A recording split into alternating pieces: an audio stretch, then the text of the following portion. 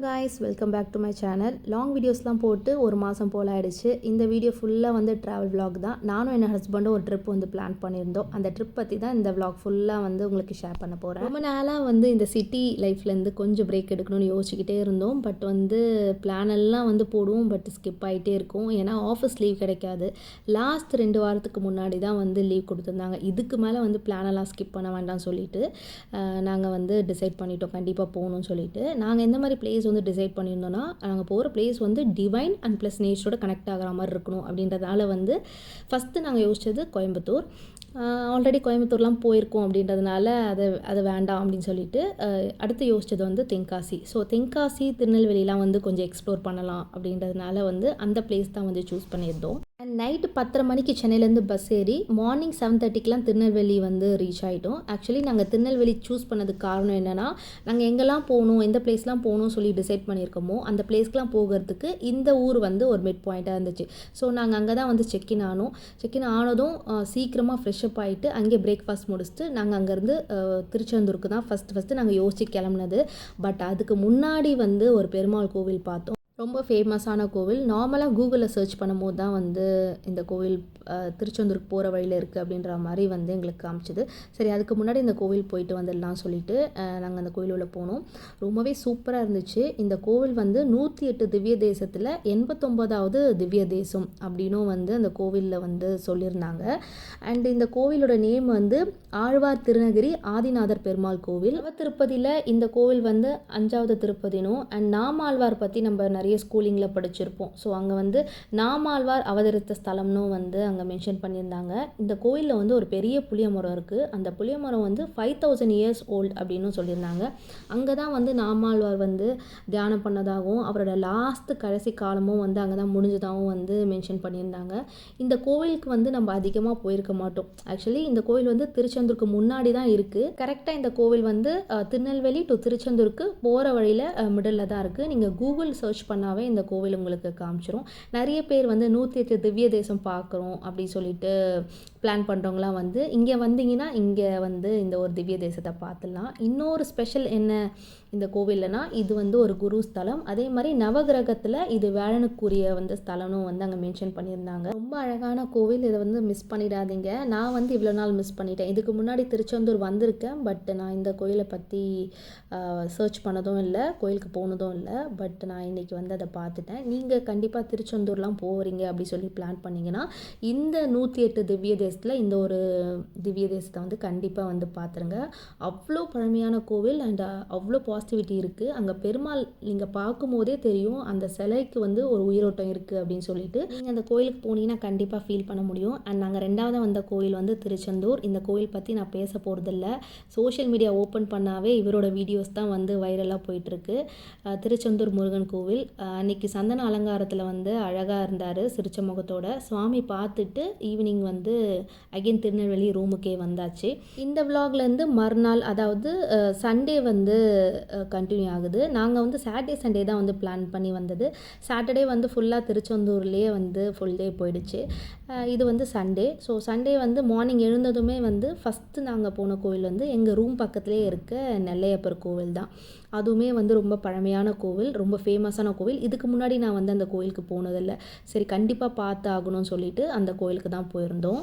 இந்த கோவில் வந்து தேவாரம் பாடல் பெற்ற ஸ்தலத்தில் இந்த கோவிலும் ஒரு கோவில் அப்படின்னு வந்து மென்ஷன் பண்ணியிருந்தாங்க. அண்டு 7ஆம் நூற்றாண்டுலேயே வந்து இந்த கோவில் ரொம்ப ஃபேமஸ் ஆனதும் அண்ட் ஏஷியாவிலே வந்து இந்த சிவன் கோவில் தான் வந்து பெரிய கோவில் அப்படின்னு வந்து மென்ஷன் பண்ணியிருந்தாங்க.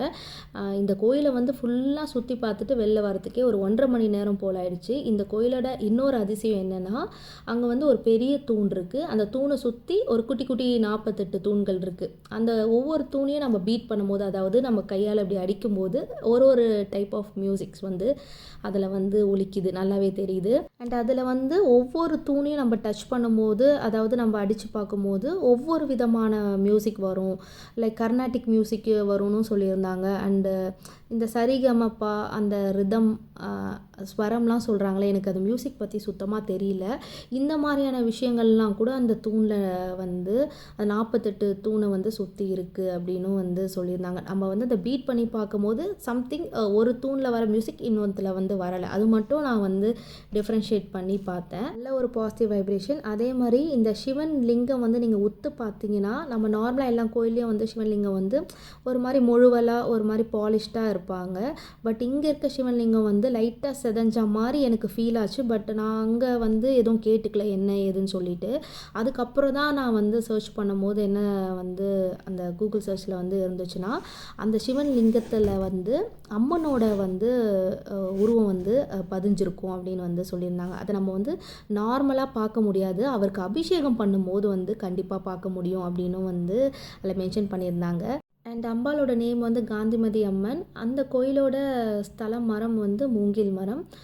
இந்த கோயிலில் வந்து நிறைய அதிசயங்கள் இருக்குது. பட் எனக்கு தெரிஞ்சதை வந்து நான் உங்களுக்கு ஷேர் பண்ணியிருக்கேன். அண்டு நாங்கள் வந்து 2ஆவதாக வந்த கோயில் வந்து தென்காசியில் இருக்க காசி விஸ்வநாதர் டெம்பிள். இந்த கோயிலோட அழகே வந்து அங்கே இருக்க ராஜகோபுரம் தான். இந்த ராஜகோபுரம் வந்து 180 அடி ஹைட்டும் அண்ட் அந்த ராஜகோபுரத்தை சுற்றி 800க்கும் மேலே சிற்பங்கள் வந்து இருக்கிறதா வந்து மென்ஷன் பண்ணியிருந்தாங்க. இந்த ராஜகோபுரத்தில் ஒரு அதிசயம் இருக்குது. என்னென்னா, ராஜகோபுர வாசல் வழியாக வந்து அட் த சேம் டைம் காற்று வந்து 2 சைடு, அதாவது ஆப்போசிட் டைரெக்ஷனில் நம்ம மேலே வந்து வீசும்.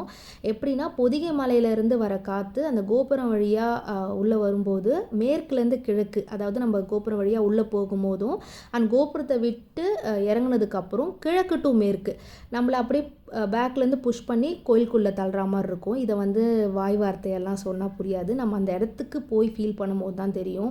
நம்மளோட சோலை வந்து ரொம்ப ரிலாக்ஸாக பாசிட்டிவாக வச்சுக்கணும். கண்டிப்பாக இந்த மாதிரி கோயிலுக்கெலாம் வந்து விசிட் பண்ணி பாருங்கள். அது இன்னொரு அதிசயம் என்னென்னா, அங்கே இருக்க சிவனை 1 கிலோமீட்டர் தூரத்துலேருந்தே அவரை நம்ம பார்க்கலாம்.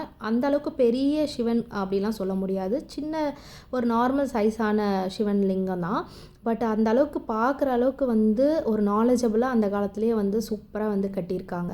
அண்ட் சுவாமியெல்லாம் பார்த்து முடிச்சுட்டு நாங்கள் ஃபைனலாக வந்த பிளேஸ் வந்து குற்றாலம் போகிறப்பவே சொல்லிட்டாங்க மெயின் ஃபால்ஸில் வந்து குளிக்க விடலை. ஏன்னா மழை அதிகமாக இருக்கிறதுனால அருவியில் வந்து தண்ணி அதிகமாக கொட்டுது. ஸோ நீங்கள் அதை விட்டுட்டு அதர் ஃபால்ஸ் வந்து யூஸ் பண்ணிக்கோங்க அப்படின்ற மாதிரி சொல்லியிருந்தாங்க. அந்த அருவியை சுற்றி நிறைய ஃபால்ஸ் இருக்குது, லைக் 5 ஃபால்ஸ், டைகர் ஃபால்ஸ் அப்படின்னு சொல்லிட்டு. 5 அருவிலையும் வந்து கூட்டம் அதிகமாக இருந்த மாதிரி தோணுச்சு. சரி, ஓகே, புலி அருவி போகலான்னு சொல்லிட்டு அங்கே தான் போயிருந்தோம். பட் அங்கேயுமே வந்து கூட்டம் இருந்துச்சு. ஆக்சுவலாக கூட்டம் இருக்க காரணம் என்னென்னா, இது வீக்கெண்ட்னால் வந்து அதிகமாக வந்து இருந்தாங்க. ஸோ அங்கே குளிச்சுட்டு சைட் சீயிங்காக மெயின் ஃபால்ஸ் போயிருந்தோம். இவ்வளோ தூரம் வந்துட்டோம், கண்டிப்பாக அது பார்த்தாகணும் அப்படின்னு சொல்லிட்டு குளித்து முடிச்சுட்டு நல்லா என்ஜாய் பண்ணிவிட்டு அங்கேருந்து சைட் சீயிங்காக போயிருந்தோம். அண்ட் நான் வந்து இந்த ட்ரிப் எப்படி இருக்கணும்னு நினச்சனோ அதே மாதிரி அமைஞ்சது. எனக்கு டிவைனாக இருக்கணும், பாசிட்டிவிட்டியாக இருக்கணும், நேச்சரோட கனெக்ட் ஆகணும் அப்படிலாம் யோசிச்சு வந்தேன். எனக்கு அதே மாதிரி அமைஞ்சது. ஒரே ஒரு கஷ்டம் என்னென்னா, மெயின் ஃபால்ஸில் வந்து குளிக்க விடலை. நீங்கள் பார்க்கும்போதே தெரியும் ஃப்ளோ வந்து எவ்வளோ ஃபோர்ஸாக வந்து தண்ணி வருது அப்படின்னு சொல்லிட்டு. அண்ட் அந்த சாரல் மழை, அந்த அருவியோட சவுண்டு, இதெல்லாம் பார்க்கும்போதே வந்து மைண்டு செம்ம ரிலாக்ஸிங்காக ஆகிடுச்சு. குற்றாலம்லாம் வரோன்னா இந்த மாதிரி சீசன் டைமில் வந்தால் தான் அந்த கிளைமேட்டை நம்ம என்ஜாய் பண்ண முடியும். ஒரு 5 o'clockலாம் வந்து நாங்கள் அகெயின் திருநெல்வேலிக்கு வந்து ரீச் ஆகிட்டோம். ஏன்னா நைட் 8 மணிக்கு வந்து ரிட்டன் பஸ் வந்து புக் பண்ணியாச்சு சென்னைக்கு. ஸோ 5 o'clock போனால் தான் வந்து ஃப்ரெஷ்அப் ஆகிட்டு அங்கேருந்து ரூமை செக் அவுட் பண்ணிவிட்டு பஸ் புக் பண்ண இடத்துக்கு வந்து போக முடியும். ஸோ போயிட்டு ஒரு 1 hour போல் ரெஸ்ட் எடுத்துகிட்டு ஃப்ரெஷ்அப் ஆகிட்டு ஒரு 7:30க்கெலாம் நாங்கள் அங்கேருந்து கிளம்பிட்டோம். போத் திருநெல்வேலி அண்ட் தென்காசி ரெண்டுமே ரொம்ப அழகான ஊர். நாங்கள் ஸ்டே பண்ண பிளேஸ் ஆகட்டும், அங்கே சாப்பிட்ட ஃபுட், அதுக்கப்புறம் அங்கே இருக்க கோவில், ஈவன் நாங்கள் இன்பிட்வீன் யூஸ் பண்ண ரோடு ஆகட்டும், நம்ம இங்கேருந்து இன்னொரு பிளேஸ்க்கு போயிருப்போம்ல, அப்போ யூஸ் பண்ணியிருக்க அந்த ரோடு கூட வந்து நேச்சரால் வந்து ஃபுல்லாக கவரப் ஆயிருந்து. ஸோ அது பார்க்குறதுக்கே வந்து மனசுக்கு ரொம்ப நிம்மதியாக இருந்துச்சு. அண்ட் நிறைய சிவன் பக்தர்களுக்கு நான் என்ன சொல்கிறேன்னா, நிறைய வந்து சிவன் கோயிலெலாம் நீங்கள் எக்ஸ்ப்ளோர் பண்ணணும்னு நினைக்கிறீங்கன்னா கண்டிப்பாக இந்த சைடு வந்து பாருங்கள். ஆயிரக்கணக்கான அதிசயம் இருக்குது. நான் இதில் வந்து ஒரு 10% தான் உங்களுக்கு ஷேர் பண்ணியிருக்கேன். நீங்கள் வந்து எக்ஸ்ப்ளோர் பண்ணிங்கன்னா உங்களுக்கு வந்து ஒரு நல்ல ஒரு பாசிட்டிவிட்டி, ஒரு மன திருப்தி வந்து கிடைக்கும் நான் கண்டிப்பாக சொல்லுவேன். ஸோ லைஃப் டைமில் இந்த மாதிரி பிளேஸ்லாம் வந்து மிஸ் பண்ணாமல் ஒரு வாட்டியாச்சும் கண்டிப்பாக போய் பார்த்துடணும். அண்ட் தேங்க்யூ ஃபார் வாட்சிங் மை வீடியோ. உங்களுக்கு இந்த வீடியோ பிடிச்சிருந்துச்சுன்னா லைக் பண்ணுங்கள். அண்டு மார்னிங் ஒரு 6:30க்கெலாம் வந்து நாங்கள் சென்னைக்கு ரீச் ஆகிட்டோம்.